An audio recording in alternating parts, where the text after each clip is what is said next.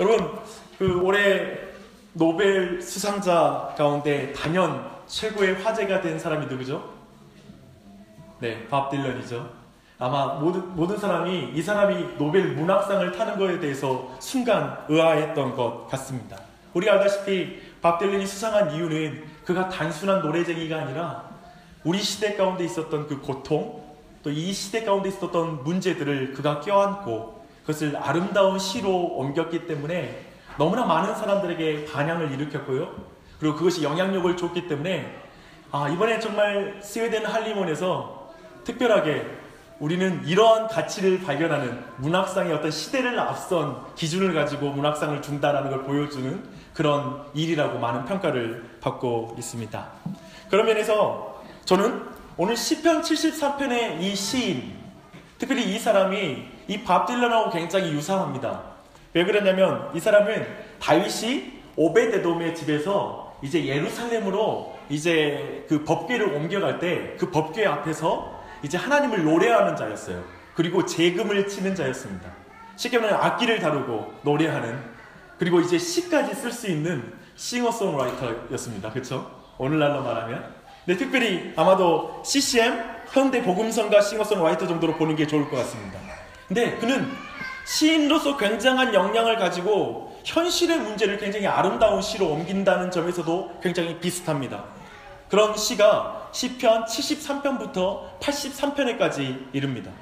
근데 이 시편은 여러분이 이 단순히 오늘 그 아삽의 시편뿐만 아니라요, 시편 전체는 굉장히 다양한 주제를 다루고 있을 뿐만 아니라 그것을 다양한 방식으로 설명하고 있어요. 오늘 설교 노트에 보면 그 내용이 들어가 있습니다.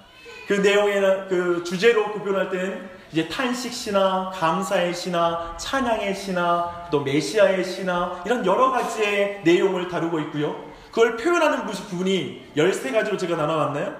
네, 굉장히 다양합니다.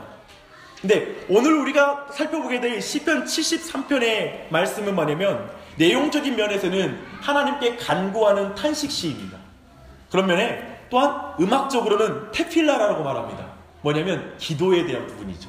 그래서 이런 느낌? 이 시간 탄식을 하는데 하나님께 기도하면서 외치는 그 장르의 느낌으로 여러분이 이 시편을 이제 말씀 설교를 들을 때 그런 마음으로 접근해 보면 좋을 것입니다. 특별히 오늘날 고통 가운데 있는 자에게 참 위로가 되는 말씀이 되길 바랍니다. 오늘 이 말씀을 통하여 정말 이 시편의 기자가 우리에게 무엇을 증거하고 있는지를 발견하는 그 은혜가 있기를 바랍니다. 우리 함께 고통스러운 현실 가운데 있는 그 아삽이 왜 고통스러운지를 한번 살펴보시게요. 1, 2절을 함께 읽습니다. 시작. 하나님이 참으로 이스라엘 중 마음이 정결한 자에게 선을 행하시나 나는 거의 미끄러질 뻔하였고 나의 걸음이 미끄러질 뻔하였으니 3절. 이는 내가 악인의 형통함을 보고 오만한 자를 질투하였음이로다. 네, 왜 고통을 받죠? 왜냐하면 그가 고통을 느끼는 이유는 뭐냐면 1절과 2절과 3절의 그 간격 때문에 그래요. 하나님은 선하신 자에게 은혜를 베푸시는 분이신데 우리가 처하고 있는 현실 속에는 악인이 그리고 의롭지 않은 자가 득세하는 세상, 그것에 대한 그 간격, 그것에 대해서 고민하고 있는 것입니다. 여러분, 굉장히 밥 딜런이 굉장히 진지한 주제를 다루듯이 지금 시편 73편의 이 저자 또한 굉장히 중요한, 신학적으로 굉장히 중요한 주제를 다루고 있는데요, 그것을 굉장히 어려운 용어로 뭐라고 하냐면 신정론이라고 합니다. 이 자체의 뜻은 뭐냐면 신의 정당함을 주장하는 이론을 가리키는 것입니다. 이 신정론은 굉장히 다양한 질문이 있는데요, 하나님께서 의로우시면서 또 마음이 정결한 자에게 선을 행하시고 또 악인에게는 심판을 행하셔야 되는데 현실에서는 악인이 평안을 누리고 있고 또 선한 사람이 고통을 받고 있습니다. 도대체 하나님은 의로우신 분이 맞습니까? 하나님이 정말 선하신 분 맞습니까? 아니, 그분은 이 세상을 통치할 능력이 정말 있는 것입니까? 능력이 있다면 악인을 심판하시고 선한 자에게 은혜를 베푸실 텐데 아마도 능력이 없던지 그분 악하던지 한 것 같습니다. 하나님이 의롭고 선하시고 전능한 분이시라면 왜 신자에게 고통이 있습니까? 왜 악인들이 형통합니까? 이래도 하나님이 정의롭다고 말할 수 있습니까? 이것이 바로 오늘 시편 73편의 이 아삽이 가지고 있는 질문입니다. 아마도 지금 지난 한 주 동안 이 한국 땅을 강타했던, 그리고 정말 모든 사람을 정말 허무하게 만들고 있는 사건을 생각해 볼 때에도 이 모든 질문이 아마도 우리 안에 있는 질문이라 생각합니다. 근데 이 질문을 하는 사람들은 어떤 것일까요? 이 신정론이라는 질문, 이 신정론에 해당하는 질문을 하는 사람은 어떤 사람일까요? 그 질문은 일절을 믿는 사람들만 할 수 있어요. 제가 다시 한번 설명드릴게요. 이 신정론의 질문은 하나님이 선하시다라고 믿는 사람만이 하는 질문이에요. 하나님이 선하다고 믿지 않거나 하나님은 존재하지 않아, 하나님은 없어라고 말하는 사람은 이 신정론의 질문을 할 이유가 없습니다.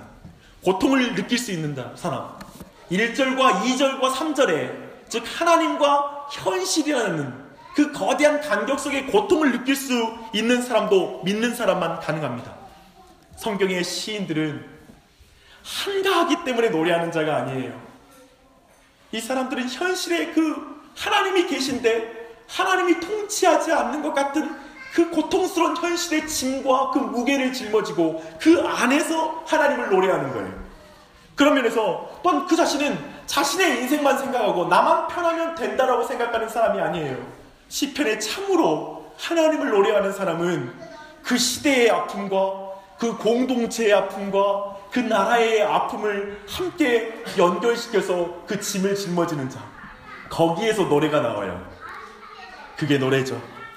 만약 여러분이 특별히 이제까지 하나님과 현실 사이에서 고통을 못 느꼈다라면, 질문하지 않았다라면 아마도 그 사람의 신앙은 이런 신앙일 것입니다. 하나님과 세상을 분리해서 생각하는 이원론적인 신앙생활을 하는 사람, 그 사람이면 이런 고민을 하지 않았을 거예요. 신앙생활과 일반 생활을 구분하는 종교인, 그 사람들은 신정론의 질문을 할 필요가 없습니다. 그리고 관념적인 신앙생활을 하는 사람 또한 그런 질문을 할 필요가 없겠죠. 또 매우 개인주의적인 신앙생활을 하는 사람 또한도 이런 질문을 할 필요가 없을 거예요. 뭐냐면 나만 문제가 없으면 되는 신앙. 그런 사람이라면 이 시대의 고통, 지금 이 한국 땅에 벌어지고 있는 모든 일에 대한 그 일을 나의 고통으로 여기는, 하나님이 정말 여기에 다스리십니까? 라는 질문을 할 필요가 없을 것입니다. 또 마지막으로는 내세에 몰입되어서 현실을 초월한 사람도 이런 질문이 안 나올 거예요. 뭐냐면 이 땅은 어차피 망해버릴 테니까, 지옥으로 들어갈 테니까 나는 그냥 신앙생활만 열심히 하면 돼 라고 생각하며 이 땅 가운데 하나님의 나라가 임하기를 간구하지 않는 사람이라면 그 사람은 아마도 이런 고민을 할 필요가 없을 것입니다. 사랑하는 여러분, 이제 살펴보겠지만 이 시인은 시작부터 밝히고 있어요. 뭐라고 밝혀있냐면 하나님의 사람으로서 법궤 앞에서 노래하는 자임에도 불구하고 그는 실족할 뻔했다고 말해요. 실족할 뻔했다. 더 이상 신앙과 현실 사이에서 고통을 느끼지 않기 위해 그냥 신앙을 포기하고 이 세상의 지혜를 따라 살까? 이렇게 생각했다라는 거예요. 여러분, 신앙적 고민을 하지 않는 방법은 한 가지 있습니다. 여러분이 신앙을 버리면 돼요. 지금 그렇게 실족할 뻔했다라고 지금 말하고 있는 것입니다. 여기서 표현하는 이 실족은 그런 의미에서 악인의 형통함을 보고 그들의 인생관과 삶의 패턴이 그에게 더 설득력 있게 보이는 것입니다. 이것이 아삽입니다. 그리고 우리입니다. 혹시 여러분 안에 실족한 상태에 있는 사람 있습니까? 이것이 아마 하나님과 현실 사이에 대부분의 그리스도인이 있는 자리인 것 같습니다. 어느새 우리 모두가 사실은 현실 가운데 큰 고통 없이 신앙생활을 하는 거죠. 왜냐하면 더 이상 그 노력을 내려놨으니까. 거기에서 아마도 대부분의 그리스도인들이 제가 생각할 땐 내적인 고통 가운데 사는 것 같습니다. 뭐냐면 하나님의 나라를 이 땅에 이루고 살아야 되는데 정작 능력은 없어. 그리고 거기서 어디선가 내가 길을 잃어버렸어요. 그래서 어느 순간 이제 그런 고통을 느끼지 않으려고 모든 걸 회피하며 살아가는 신앙생활, 그런 게 아마 우리 안에 나타나고 있는 많은 현상일 것입니다. 왜 그럴까요?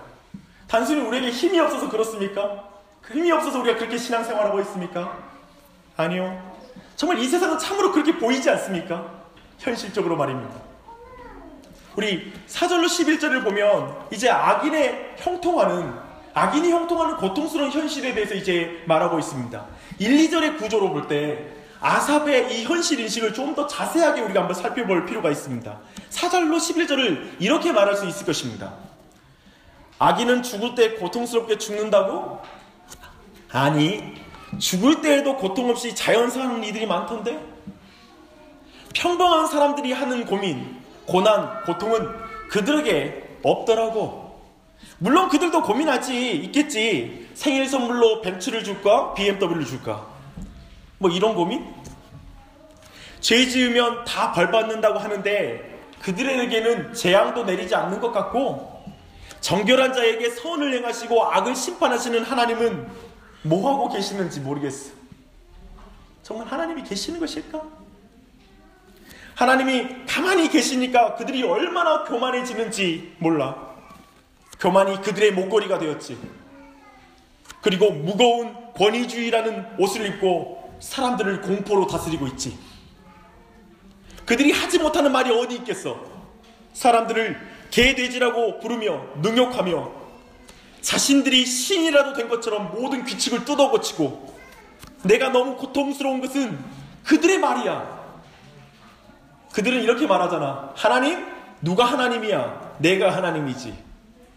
하나님 없이도 살 수 있어. 하나님이 뭘 보고 있고 다스린다는 거야. 하나님이 알고 있고 능력 있다면 나 같은 사람 가만히 이렇게 잘 나가도록 해주겠어? 그런데 나를 더 고통스럽게 하는 것은 하나님을 믿는 사람들이 똑같은 말을 하는 것이야. 하나님은 정말 이 현실을 다스리고 계실까? 하나님이 정말 선한 분이 맞아? 나와 내 가정과 우리의 현실을 하나님이 지금 알고 계시기나 하는 걸까? 좀 이런 질문 말입니다. 이런 말을 하는 거예요. 믿음과 현실 속에서 얼마나 많은 사람들이 실족해 있습니까? 여러분 혹시 실족해 있지 않습니까? 그것을 보는 것이 우리에게 얼마나 큰 고통입니까?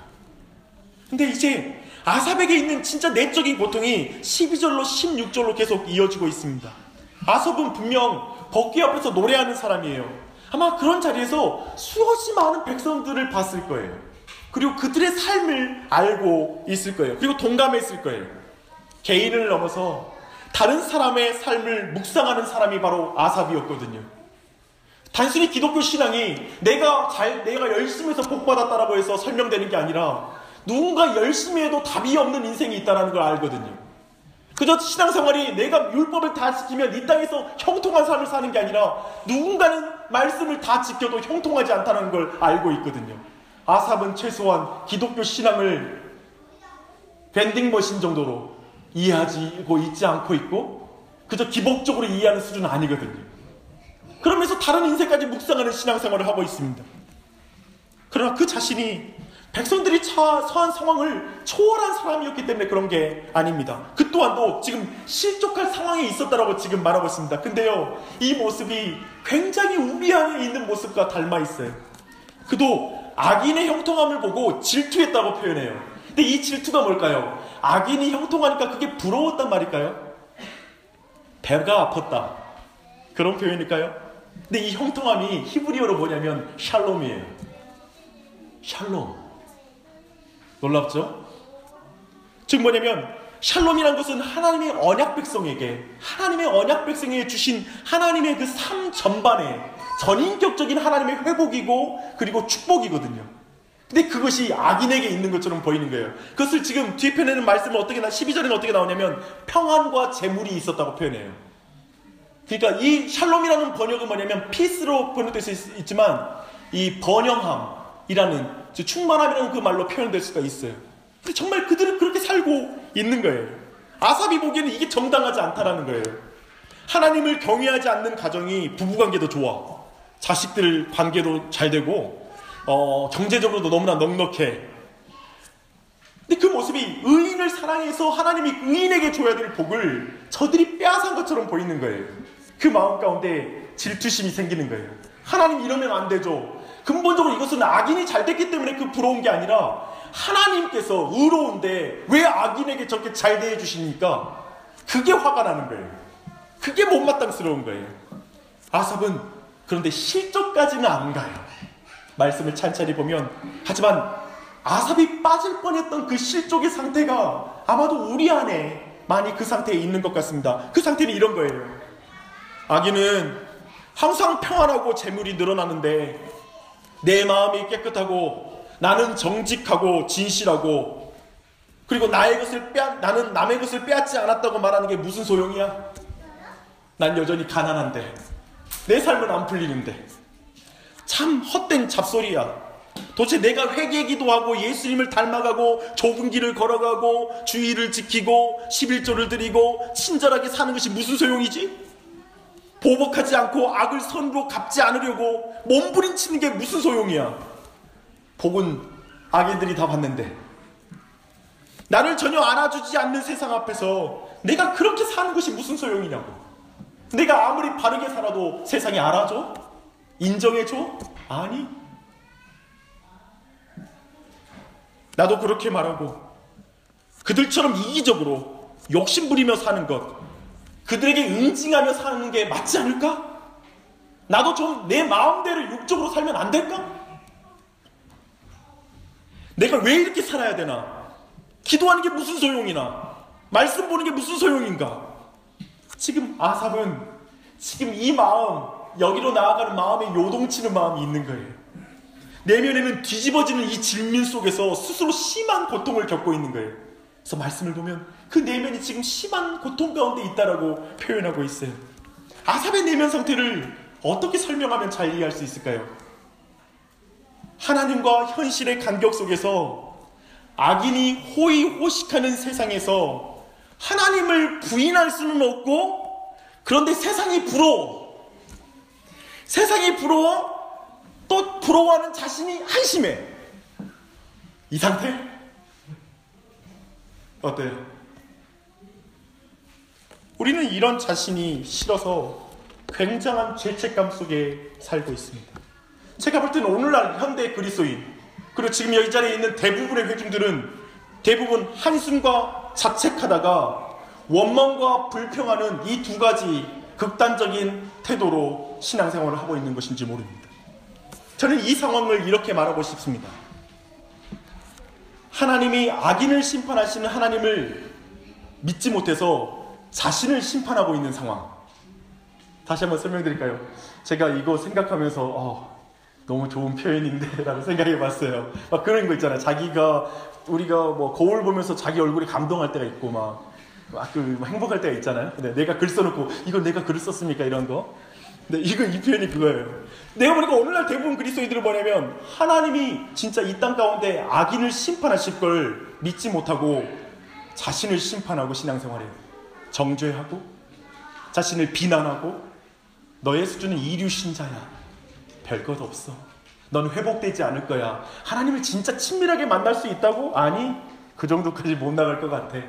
나 주일을 그저 와서 굉장히 몽롱한 상태로 주일날 왔다가 진정한 참된 회복과 하나님과의 진정한 만남 없이 계속 종교적인 삶은 늘어가. 세월은 지나가는데 영적인 자라감은 없고 하나님과의 친밀한 관계의 회복은 없고 진짜 참 신앙 안에 자라감은 없고 예배 시간은 지겹고 안 지키자니 벌 받을 것 같고 세상은 부럽고 계속 세상에 투자하는데 잘 되지는 않고 이 모호한 삶, 그게 우리 모두가 처한 삶일 수 있습니다. 전 또 이 표현을 이렇게 했습니다. 악인의 호의호식이 부러워 신자가 자신 앞에 차려진 포도주와 떡이 놓인 선창상을 엎어버리는 상태. 굉장히 또 이상한 표현이에요. 근데 그럼에도 불구하고 우리 안에 이런 마음이 있어요. 솔직히 제가 그렇더라고요. 이런 거예요. 그래도요 전능하신 하나님이 이 세상을 다스리면 이 세상이 이렇게 굴러가는 건 아니지 않습니까? 이 마음이 우리 마음에 불쑥 나와요. 단순히 세상을 향해서 그런 마음이 아니라 어쩌면 자신의 인생을 향해 하나님, 그래 나 죄인 맞아요. 그런데 저 예수님 믿지 않는 죄인만큼은 죄인 아니잖아요. 근데 왜 저 친구와 내 후배가 잘 되냐고요. 저렇게 속임수하고 뒷줄 대고 뒤에서 돈 찔러대고 하는데 왜 잘 되냐고요. 나 최소한 그거보다 낙하지는 않지 않습니까? 근데 왜 이 모양입니까? 라는 말은 내 마음에서 해결이 안 되는 거예요. 근데 이 고통 가운데 어쩌면 너무나 불완전한 이 세상, 이런 식으로 굴러가는 세상, 우리가 그걸 봤어요. 최근에 그 사태, 최근에 우리가 언론에서 보고 있는 사태, 제가 볼 때는요 이거예요. 이미 안 볼 때 다 그렇게 이루어진 거잖아요. 안 들켰으면 계속 그렇게 가잖아요. 그리고 이게 이미 들켰지만 이게 우리가 몇 개월 갈 걸 우리가 예상 못 하잖아요. 알잖아요. 적당히 덮어져서 또 그대로 굴러갈 거야 라는 그 마음이 벌써 들잖아요. 뒤집어지지 않을 거라는 거 알잖아요. 그런 마음 가운데 우리 안에 질문이 있잖아요. 이런 세상 속에서 진짜 참된 신자로서 직장 생활하는 것, 참된 그리스도인으로서 이 땅에 살아간다는 게 뭘까? 그리고 그 현실과 하나님 신앙 사이에 그 간격에서 우리는 어떤 고통을 받고 있잖아요. 그거 말입니다. 근데 그 자리에서 그걸 고통을 해답한 이 고통의 해결은 어디에 있냐면 17절 하나님의 성소에 들어갈 때에야 그들의 종말을 내가 깨달았나이다. 17절이 모든 걸 바꿔요. 17절이 핵심이에요. 하나님의 성소에 들어갈 때에야 그들의 종말을 내가 깨달았나이다 라고 말하고 있습니다. 답이 뭐냐고요? 하나님의 임재만이 답입니다. 다시 한번 말씀드리겠습니다. 여러분에게 하나님이 임재하지 않으면, 여러분이 하나님의 임재 안에 들어가지 않으면 이 현실 속의 고통은 끊임없이 원망하고 불평하는 일에 쓰일 것입니다. 왜 이래요? 왜 이래요? 하나님의 임재가 핵심입니다. 특별히 여러분, 제가 그 한 예로 욥에 대해서 말하고 싶습니다. 욥의 고난은 왜 있었냐면 욥의 온전함과 정직함과 경외함, 악에서 떠남을 하나님께서 사탄한테 자랑해가지고 사단이 났어요. 재밌죠? 뭐냐면 괜히 자랑했어. 하나님이 사단한테 자랑하니까 사단이 하는 말이 이거예요. 괜히 그러겠습니까? 하나님이 많은 재산 주셔서 그렇지요. 그래서 재산 걷어갔어요. 아유, 괜히 그렇습니까? 자식들 주셔가지고 그렇죠. 자식 다 걷어갔어요. 에이, 또 괜히 그러겠습니까? 건강 주셔서 그렇죠. 건강을 다 걷어가셨어요. 그리고 마지막에 아내마저 하나님을 저주하고 죽으라고 그렇게 말하고 떠나버렸어요. 그리고 나서 이제 친구들이 와서 하는 말이 이 말이에요. 야, 다 너의 죄 때문에 그런 것이니 빨리 회개해라 라고 말합니다. 그런데 욥에게는 이게 답이 안 됩니다. 그는 친구들의 수많은 질문을 반박해요. 이렇게 말하는 거죠. 순진한 소리 좀 하지 마라. 세상이 악인의 손에 넘어갔다. 재판관의 재판도 굽어졌다. 의인이 먼저 죽어나간다. 나는 내 죄 때문에 그런 게 아니다 라고 욥이 말하는 거예요. 또 친구들이 거기에다 대놓고 말해요. 야, 하나님께 어떻게 이렇게 함부로 말하냐? 그러다가 너 하나님 만나면 어떻게 하라고 그러냐? 그러니까 욥이 눈을 치켜뜨고 말하는 거죠. 하나님께 질문할란다. 내가 만나면 왜 나를 치십니까? 왜 나를 괴롭히십니까? 라고 난 물으련다. 왜 태어나게 하셔서 달력에서 생일을 다 지워버리고 싶은 마음이 내 솔직한 마음이다. 이게 부모를 향한 최대의 저주잖아요. 날 왜 태어나게 해서 이 고생 시킵니까? 하면 우리 절망감 느끼잖아요. 하나님 앞에 결정적으로 결정타를 보냈어요. 왜 나를 내 달력 그날 밤 아버지와 어머니가 동침하지 않았으면 내가 태어나지 말았을 것을, 내가 태어나다 죽어버렸으면 좋았을 것을 막 그러거든요. 욥은 정말 하나님께 묻고 싶은 거예요. 하나님, 왜 내게 이런 삶의 고통이 있습니까? 라는 걸 너무 묻고 싶은 거예요. 근데 하나님을 떠나지 않아요. 대신 이게 신앙이에요. 하나님을 떠나지 않으면서 물을 건 다 물어. 이게 진짜 신앙이에요. 제가 볼 때. 그리고 끝까지 물어요. 근데 하나님의 답이 욥기 38장부터 41장까지 나와요. 그 욥에 대한 그 하나님의 답은 뭐냐면, 욥에 대한 질문, 왜 이렇습니까? 라는 질문에 대해 전혀 답하지 않고 38장에서 먼저 그랜드 캐년으로 데려가셔서 창조의 권능과 지혜와 위대함과 하나님의 능력의 크심을 막 드러내세요. 하나님의 어미의 크심을 굉장히 드러낸 다음에, 그리고 동시에 욥이 얼마나 무능력한 존재인지를 비교하는 거예요. 그게 그랜드 캐년이 좋은 장소예요. 제가 표현을 그랜드 캐년이라 표현했지만 그 세계의 창조를 말합니다. 또 한 가지 말하면 39장부터는 동물원으로 데려가세요. 이제 에버랜드 가가지고 가서 동물들의 창조와 그들의 습성에 대해서 설명하면서 그것에 대해서 조금 더 이해하지 않는 욥의 어떤 지적 능력을 비교하면서 네가 지금 내가 너에게 왜 이런 일을 행하는지 너가 이해하려고 하느냐? 너가 나에게 물었느냐? 왜 나를 고통스럽습니까? 라고 물었느냐? 너가 이 한낱 미물의 그 습성도 깨닫지 못하면서 그런 지혜도 안 되는 능력 가지고 지금 내게 물었느냐? 라고 그걸 비교해요. 그리고 이제 하나님이 임재하셔서 폭풍우 가운데 말씀하세요. 근데 욥의 질문에 대해서는 한 번도 대답하지 않아요. 왜 이런 고난이 닥쳤는지를 한 번도 설명하지 않아요. 근데 욥이 42장 1절로 6절 보면 시편 앞에 있으니까 욥이 그냥 그랜드 캐년 지나가고 동물원 딱 돌고 나서 갑자기 욥이 이러는 거예요. 이제 42장 여호와께 대답하여 이르되 주께서 못하실 일이 없사오며 무슨 계획이 있는지 못 이루실 것이 없는 줄 아오니 무지한 말로 이치를 가리는 자가 누구니까? 나는 깨닫지도 못한 일을 말하였고 스스로 알 수도 없고 헤아리기도 어려운 일을 말하였나이다. 내가 말하겠사오니 주는 들으시고 내가 주께 묻겠사오니 주여 내게 알게 하옵소서. 내가 주께 대하여 귀로 듣기만 하였사오나 이제는 눈으로 주를 배웠나이다. 그러므로 내가 스스로 거두어드리고 티끌 가운데 제 가운데서 회개하나이다. 이 사람에게는 왜냐는 질문의 답이 아니라 하나님이 임재하니까 하나님의 크심과 그 지혜의 위대하심을 경험하니까 답이 되는 거예요. 더 이상 질문할 수가 없는 거예요. 모든 것이 답이 되었다고 말하고 있습니다. 사랑하는 여러분, 욥은 왜냐고 물었는데 하나님이 임재하십니다. 놀랍게 욥에게 그 임재가 답이 됩니다. 욥에게는 창조주 하나님의 임재가 답이 되었다면 우리 모두에게도 답이 될 것입니다. 아삽의 말에 주목하십시오. 하나님의 성소에 들어갈 때에야 그들의 종말을 내가 깨닫는나이다. 사랑하는 여러분, 온 세상은 창조하신 하나님께서 그 종말을 쥐고 계십니다. 지금 여러분이 눈에 보고 있는 모든 것은 다가 아닙니다.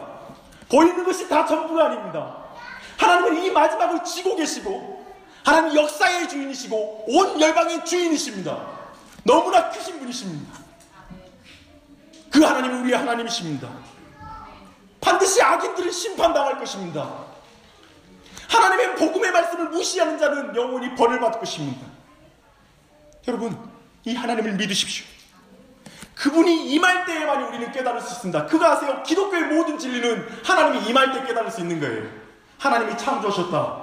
임하면 깨달아져요. 마지막 종말을 하나님이 쥐고 계시다. 임하면 깨달아져요. 근데 우리가 때로는 그걸 알고는 있고 믿고는 있지만 하나님의 실제적 임재가 내 삶에 없을 때에는 이 세상이 부러운 거예요. 하나님 이 세상을 다스리지 않는 것 같은 거예요. 그래서 내 삶이 거룩을 향해 결정하며 거룩한 삶과 능력의 삶, 하나님께 순종하는 제자로 살지를 못하는 거예요. 무력해지는 거예요. 사랑하는 여러분, 악인들의 종말을 깨달을 것입니다.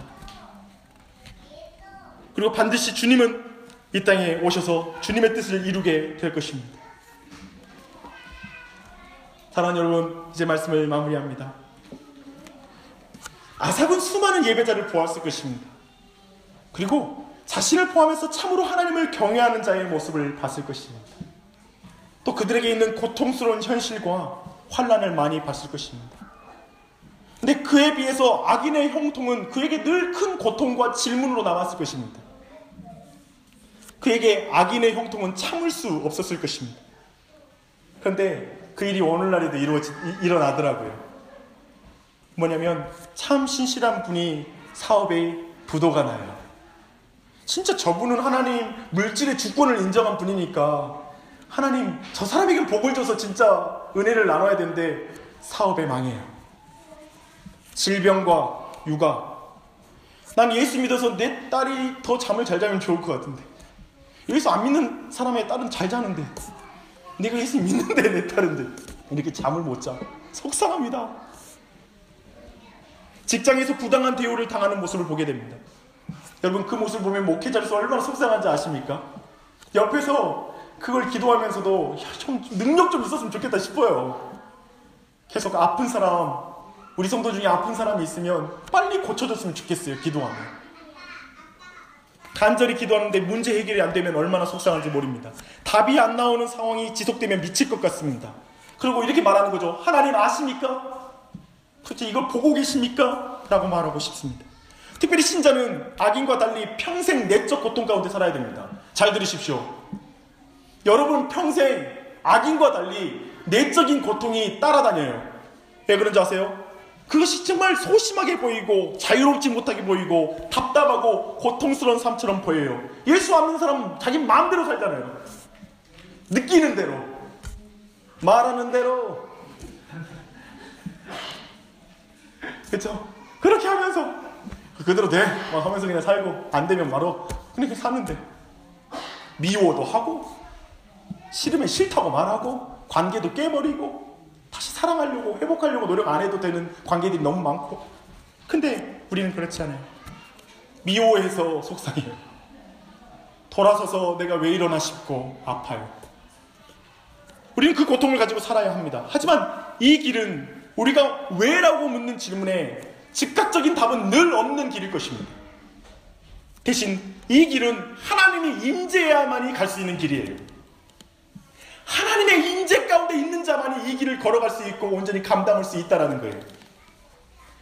악인의 번성함, 안락함, 평안함을 보며 자신의 경건의 훈련이 헛돼 보이는 자에게 예수님이 임하기를 기도합니다. 말씀대로 살지 않고도 잘 풀리는 인생을 보며 말씀대로 살려고 몸부림치고 그대로 못 산다고 슬퍼하며 하는 자신이 어리석게 보이는 자에게 예수님이 임재하기를 축복합니다. 기도하지 않는 사람이 평안한 것을 보며 기도의 능력을 의심하는 사람에게 예수님이 임하시길 바랍니다. 예수님 믿지 않고 악하게 살아도 평안한 것을 보며 부러워한 사람에게, 보이는 것이 다인 것 같아 세상에 기웃거리는 영혼들에게, 장애를 가진 자녀를 둔 부모님에게 예수님이 임재하시기를 기도합니다. 밤새 아픈 아이로 잠 못 이루며 피곤에 찌든 부모에게 예수님이 임재하시기를 축복합니다. 직장에서 부당한 대우와 요구 속에서 충실하게 살려고 몸부림치는 자에게 예수님이 임재하시길 바랍니다. 때론 세상과 타협하고 실족하여 스스로 자폭하여 낙심한 사람에게 예수님이 임재하는 은혜가 있기를 바랍니다. 불의와 거짓이 난무하며 악인이 힘을 가진 세상 속에서도 예수님의 임재 가운데 마땅히 행할 능력을 갖는 은혜가 있기를 바랍니다. 지금의 고통 속에서 당신을 위해 궁극적인 고통을 당하신 예수 그리스도가 여러분과 함께 하십니다. 실족하지 마십시오. 세상 부러워하지 마십시오. 악인과 비교하지 마십시오.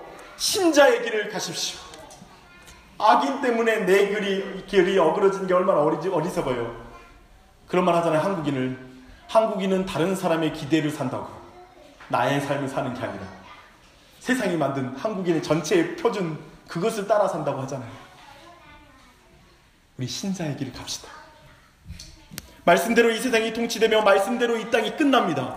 말씀을 붙잡고 의인의 길을 걸어가십시오. 낙심하지 말고 기도하십시오.